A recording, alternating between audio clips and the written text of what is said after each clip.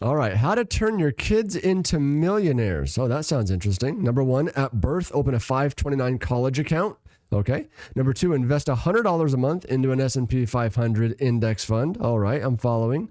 Number three, by age 18, they'll have around $35,000 invested. Maybe we could check the math on that. Number four, transfer to a Roth IRA and continue investing in an index fund. Okay, I'm not sure how you're going to do that, but okay. First of all, if you start at birth investing $100 a month into the S&P 500 and you get to 18 and only have $35,000, that's only about a 5% rate of return, which the S&P historically has dramatically outperformed that. But I think I know why he chose $35,000. Which brings us to number four on his list, which is to transfer the 529 into a Roth IRA, which is not legal. You cannot do that.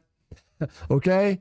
What he's likely referring to, and this is how you know he did at least 5 to 10 minutes of research online, is that due to the Secure Act 2.0, you can now transfer portions of a 529 into a Roth IRA. But there are so many rules and restrictions that govern that. You can't just transfer $35,000 from a 529 plan into a Roth IRA. For example, the 529 plan has to be at least 15 years old. Any money you transfer has to have been in the 529 plan for at least 5 years. You can't transfer more in any given year than the annual Roth contribution limit, which for this year is $7,500. You also need to have $7,500 of earned income to even do this. Doing so will use your Roth contribution for that year. The Roth owner has to be the same as the beneficiary on the 529 plan. If you happen to switch beneficiaries to another child, that will restart the 15-year clock. And finally, the lifetime maximum that you can transfer is, you guessed it,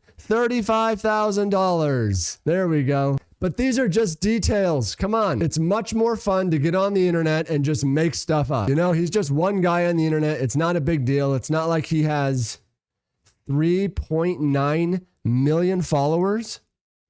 This guy has 3.9 million followers. You know, we should probably have a discussion in this country as to what it means to be a financial expert. We really need to raise the standard here beyond someone who's just good at editing videos.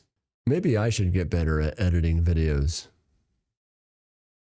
instead of being so preoccupied and knowing what I'm talking about.